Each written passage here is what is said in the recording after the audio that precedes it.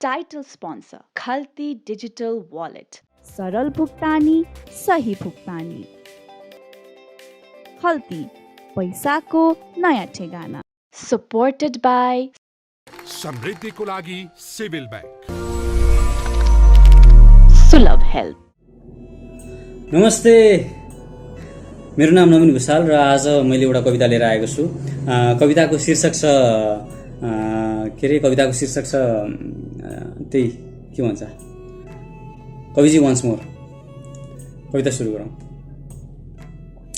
मेरो घरको अलमारीको भित्री खोपीमा लाल पूर्जा मुनि छेपिएको छ एउटा फुच्चे डायरी, जुन म फुच्चे हुने बेला दिदीले दिएकी थिए जन्मदिनको उपहार, जसमा लेखिएका छन् हचुवाका भरमा ठोक्कुवा गरेका उडुवा कविताहरू। यस्ता उडुवा कविताहरू कि घिउभन्दा नि चिप्लो, आँगर्यो कि खुलुत्त गुर्लुक्क सुलुत्त, दिमागलाई साह्रो नपर्ने, हाँस्नलाई गाह्रो नपर्ने, बुझेर बाठो नै होइन, नबुझेर घाटो नै छैन, पागलहरूको मेला जस्तो, मूर्खहरूको बेला जस्तो, केटाकेटीको खेला जस्तो, जस्तो कि चटपटेमा नुन कम, जस्तो कि चपाइसकेको चुइकम, यस्तै यस्तै उटपट्याङको चट्याङ खसेको उडुवा कविताहरू छन् त्यो कविताहरू, त्यो डायरीभित्र। गाइने किराको पुच्छर समातेर उडु उडु लाग्ने, चिप्ली किरामा गाडा बाँधेर गुडु गुडु लाग्ने, भैँसीले पल्लो गोठको गोरुको छोरो पाए जस्तो, भेडाले गोलभेडा खाए जस्तो, खै कस्तो कस्तो, कपासले हिर्काएर मारु मारु लाग्ने, झटारो हानेर आकाशको तारा झारू झारू लाग्ने, जुनकिरीको नितम्बमा चन्द्रमा अड्किने जस्तो, बलपेनको गेडी बमभन्दा बेसी पड्किने जस्तो, खाइ नपाई कट्टुमा टाई, इताङ कुतला गोबरमा पैताला, तानी तक नानी इकु इकु जस्तो आदिवासी अक्षरहरूको ग्याङ छ, जुन अहिले मेरो अलमारीको भित्री कोपीमा लाल पूर्जा मुनि छेपिएको छ। ती कविताले कहिल्यै बोलेनन् समाजको छतमा परेको पाललाई औँला छिराइ छिराइ भने ओहो कति ठुलो पाल। ती कविताले कहिले बोलेनन् दुःख मेरुदण्डको पछाडि आएको पिलोमा औँलाले खेलाइ खेलाइ भने ओहो कति ठुलो गमौरा। ती कविताले न कुनै नेतालाई चेप्न नै सके, न कुनै तानाशाहलाई हेप्न नै सके, देशलाई उत्तानो पारेर लडाइरहँदा बस चुपचाप हेरिरहे तिनीहरूले भिडियो। क्यालेन्डरले दिवसहरूको ललिपप ल्याएर सधैँ गिजाइरह्यो मेरा फुच्चे कविताहरूलाई। मेरा कविताहरूले कहिल्यै जितेनन् तकमा र अबिरहरू, न कसैले थपडी मारेका थिएन। हो, अलमारीको भित्री खोपीमा लाल पूर्जा मुनि चेपिएका छन् त्यस्ता उडुवा कविता जसले अहिलेसम्म उडुस पनि मारेका छैनन्, बस थकाइ मात्र मारिरहेका छन्। उनीहरू बस थकाइ मात्र मारिरहेका छन्, मानौ उनीहरूलाई कुद्नु छ कैयौँ कानभित्रका गोरेटोहरू बोकेर, सुखका पाकेटहरू, हाँस्यरसका बोतलहरू, उडुवा अलङ्कारका बेलुनहरू।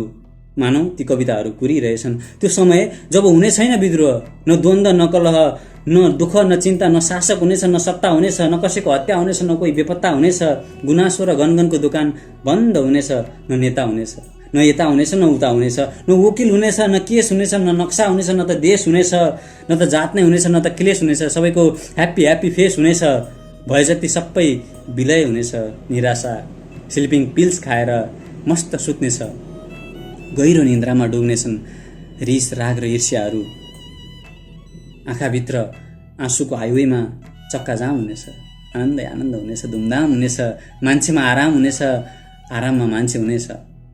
सायद ती कविताहरू बाँचिरहेछन् यस्तै युगको आशमा, जहाँ गोरेटोहरूमा हुनेछन् माटो खेलाइरहेका केटकेटी, भैँसी लखेटिरहेकी बुढियामा आरा चलाइरहेका तन्नेरीहरू, कबड्डी खेलिरहेका युवतीहरू, चेस जमाइरहेका बुढाहरू। मानौ ती कविताहरू कुरिरहेछन् यस्तो समय जब सबैजना मलाई देखेर छक्क परेर जहाँको त्यहीँ टक्क अडेर भनेछन् कविजी वान्स मोर।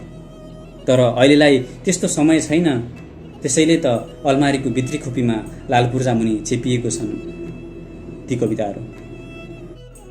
मेरो घरको अलमारीको त्यही भित्री खोपीमा लाल पूर्जा माथि छ एउटा A4 साइजको पानो, जसले लगाएको छ लेमिनेटेड प्लास्टिकको कोट, जसमा लेखेको छ एउटा दमदार कविता।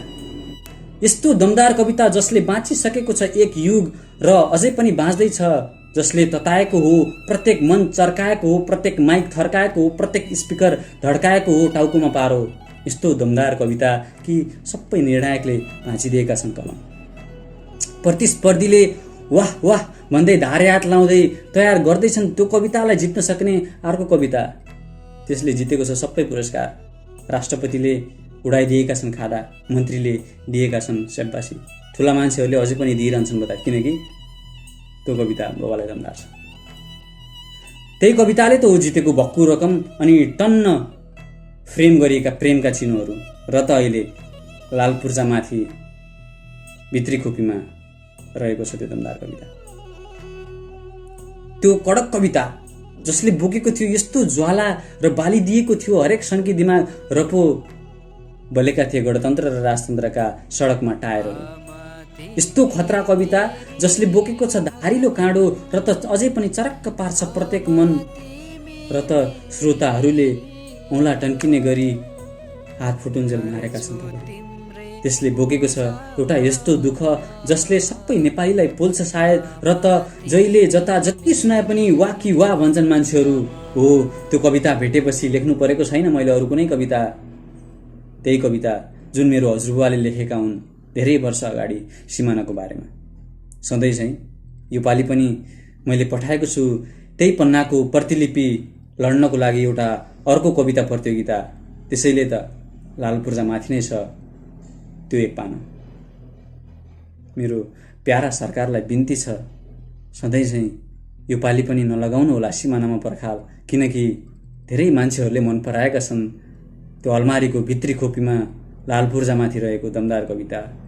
र हेर्नुहोस् त मान्छेहरू अझै चिच्याइरहेछन्, कविजी वान्स मोर, कविजी वान्स मोर।